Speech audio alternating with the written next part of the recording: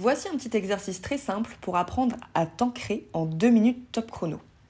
Je le montre à ma cliente. Je lui demande d'imaginer ce qu'elle va manger demain soir. Pendant qu'elle fait ça, ma cliente est dans sa tête. Elle focalise son énergie dans sa tête, ce qui fait qu'elle n'est pas ancrée. Elle n'est pas, entre guillemets, les pieds sur terre.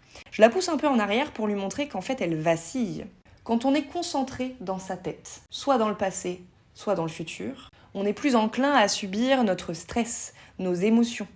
Le cerveau ne fait absolument pas la différence entre l'imaginaire et le réel.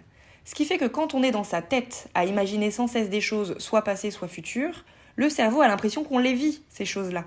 Et il associe donc toutes les émotions vécues en même temps que ses souvenirs, ou que cette imagination.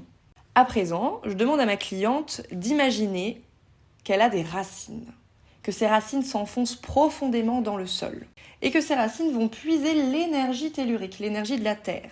Cette énergie remonte et elle vient dans son ventre, dans son centre. Ensuite, je lui demande d'imaginer qu'elle a des antennes qui lui sortent de la tête et qui vont aller puiser l'énergie cosmique.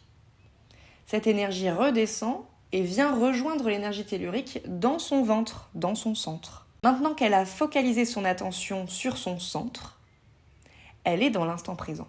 Elle est ici et maintenant et elle est ancrée. La preuve, quand je la pousse, elle reste stable. Rappelez-vous que où va votre intention, va votre énergie. L'énergie suit la pensée. C'est un exercice que vous pouvez faire à tout moment dans votre quotidien, dès que vous en ressentez le besoin. Quand est-ce qu'on manque d'ancrage ? Quand on est en proie à son stress, quand on est en proie à ses émotions. Mais pas les émotions vécues dans l'instant, parce que les émotions vécues dans l'instant sont bonnes, il faut les vivre. Il ne faut pas les oublier, il ne faut pas les bloquer. Mais quand on est dans sa tête, quand on réfléchit au passé, au futur, à ce qui n'est pas ici et maintenant, on peut réactiver des émotions.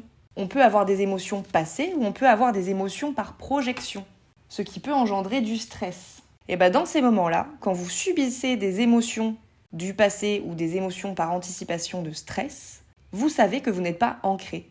C'est à ce moment-là que vous pouvez faire cet exercice.